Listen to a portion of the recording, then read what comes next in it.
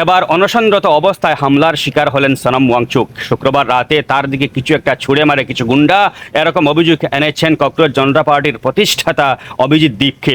তিনি ধর্ণা মঞ্চ নিরাপদ নন বলে অভিযোগ করা হয়েছে। এরপরেই শনিবার সকালে অর্থাৎ সামান্য আগে পুলিশ জোরপূর্বকভাবে বলপূর্বকভাবে সোনম ওয়াংচুকের অনশন ভাঙিয়েছে বলে অভিযোগ করা হয়েছে। আপনারা ভিডিও দেখতে পাচ্ছেন যে তাকে জোরপূর্বকভাবে নেওয়া হচ্ছে হাসপাতালে, সেখানে নিয়ে তার অনশন ভাঙানো হয়েছে বলে অভিযোগ করা হয়েছে। আপনারা দেখুন এই নিয়ে যাওয়ার ছবিটি, তাকে কিভাবে নিয়ে যাওয়া হয়েছে। সোনম ওয়াংচুকের সঙ্গে যারা আছেন তারা অভিযোগ করছেন যে একটা শান্তিপূর্ণ অবস্থান চলছে, এই শান্তিপূর্ণ অবস্থান থেকে অশান্তি সৃষ্টি হওয়ার কোনো উপায় নেই। শান্তিপূর্ণ অবস্থান, গণতান্ত্রিক পদ্ধতিতে তারা এই আন্দোলন করে যাচ্ছেন, তারপরও পুলিশ জোরপূর্বক নাকি তাকে নিয়ে গেছে এবং অনশন ভাঙিয়েছে। অন্যদিকে একটা পক্ষ বলছে ধীরে ধীরে সোনম ওয়াংচুকের এই অনশন কথা বলতে শুরু করেছে, সেলিব্রিটিরা কথা বলছেন, দেশের বড় বড় অ্যাক্টিভিস্ট যারা আছেন তারা কথা বলছেন, তারা এসেছেন সোনম ওয়াংচুকের সঙ্গে দেখা করেছেন এবং 20 জুলাই দেশ জুড়ে একটা গণ অনশন আন্দোলনের ডাক দেওয়া হয়েছে।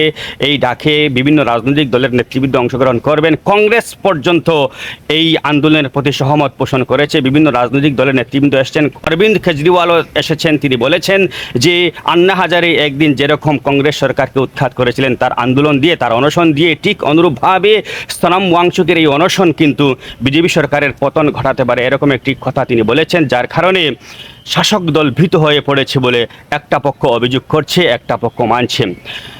সোনিয়া গান্ধী কংগ্রেসের একটি সভায় দাবি করেছেন যে সোনম ওয়াংচুকের এই যে অনশন বা এই আন্দোলন এটা কিন্তু আজকের নয়, এটা তার রক্তে মিশে আছে। কেননা তার বাবা সোনম ওয়াংগিয়ালও একবার লাদাখবাসীদের জন্য জনজাতি ঘোষণা দেওয়ার দাবিতে এরকম অনশন করেছেন। তখন ইন্দিরা গান্ধীর সরকার ছিল এবং ইন্দিরা গান্ধী তার সঙ্গে কথা বলে এই অনশন ভাঙার অনুরোধ তিনি করেছিলেন সরকার পক্ষের হয়ে। কিন্তু এই সরকার এখন পর্যন্ত সোনম ওয়াংচুকের সঙ্গে কথা বলেনি বলে অভিযোগ করেছে কংগ্রেস। তার মানে আমরা বুঝতে পারলাম যে সোনম ওয়াংচুক কিন্তু একদিনে সোনম ওয়াংচুক হননি।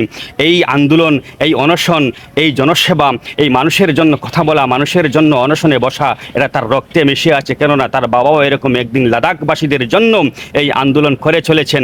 কিন্তু আজকের যে ঘটনা, আজকের সকালের যে ঘটনা, শনিবার সকালের যে ঘটনা, সেই ঘটনা প্রমাণ করে দেয় যে সোনম ওয়াংচুকের আন্দোলনের ফলে ভীত হয়ে পড়েছে একটা শ্রেণী, যার কারণে পুলিশ দিয়ে এটা অভিযোগ করেছেন বিরোধীরা যে পুলিশ দিয়ে সোনম ওয়াংচুকের শান্তিপূর্ণ এই আন্দোলনকে তারা ভেস্তে দেওয়ার চেষ্টা করেছে এবং বলপূর্বকভাবে ফোর্সফুলি, আপনারা দেখতে পাচ্ছেন ভিডিওয়, ফোর্সফুলি তাকে নিয়ে যাওয়া হয়েছে এবং তার অনশন ভাঙানো হয়েছে।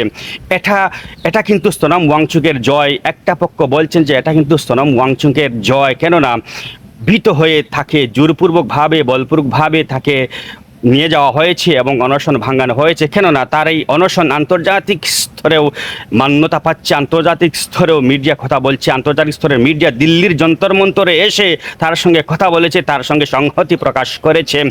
এছাড়া অন্যান্য রাজনৈতিক দলও এখানে এসে জুড়ছে। ধীরে ধীরে সেলিব্রিটিরা আসছেন। এখন পর্যন্ত সোনাক্ষী সিনহা, তারপর অন্যান্য সেলিব্রিটি যারা আছেন, ডাইরেক্টর যারা আছেন, ভিলেন যারা আছেন, তারাও কিন্তু এসে জুড়েছেন। ভিলেন যেমন প্রকাশ রাজ, তারপর অমি বৈদ্য যিনি অভিনয় করেছিলেন 3 ইডিয়টসে রাম চতুলিঙ্গমের ভূমিকায়, তিনিও এসেছেন। তিনি বলছেন যে সোনম ওয়াংচুকের মতো মানুষকে মরতে দেওয়া যায় না, তাই তার সঙ্গে এসে জুড়ার জন্য তিনি আহ্বান রেখেছিলেন।